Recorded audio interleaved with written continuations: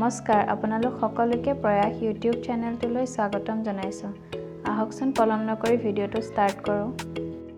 Green মটৰখিনি 4-5 ঘণ্টামানৰ কাৰণে তিয়াই থৈ দিম।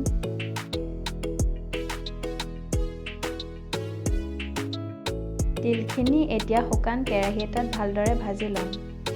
ভাজি লৈ তিলখিনি ঠাণ্ডা হ'বৰ বাবে অলপ টাইম থৈ দিম। এতিয়া বিলাহীটো গেছতে পুৰি ল'ম।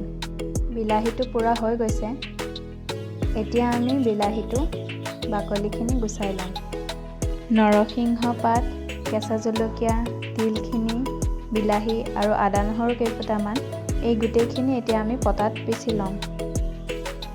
প্ৰথমতে তিলখিনি ভালদৰে পিচি ল'ম।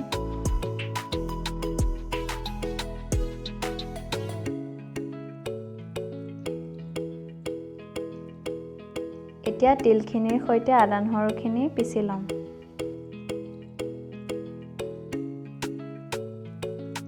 এতিয়া আমি সোৱাদ অনুসৰি নিমখ অলপ দিম আৰু কেঁচা জলকীয়া কেইটা একেলগে লৈ পিচি ল'ম।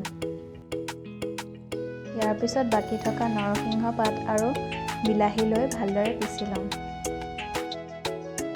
এতিয়া আমাৰ চাটনিখিনি পিছা হৈ গৈছে। তিয়াই থোৱা মটৰকেইটা এতিয়া অলপ বইল কৰি লৈ চাটনিৰ লগত মিক্স কৰি দিছোঁ। এতিয়া আমাৰ তিলৰ চাটনিখিনি ৰেডি হৈ গৈছে। আজি মোৰ তিলৰ চাটনিৰ ৰেচিপিটো কেনেকুৱা লাগিল আপোনালোকে কমেণ্ট কৰি জনাব। আৰু যদি ভাল লাগিল তেনেহ'লে প্ৰয়াস চেনেলটো লাইক, শ্বেয়াৰ আৰু ছাবস্ক্ৰাইব কৰি দিব বুলি আশা কৰিলোঁ।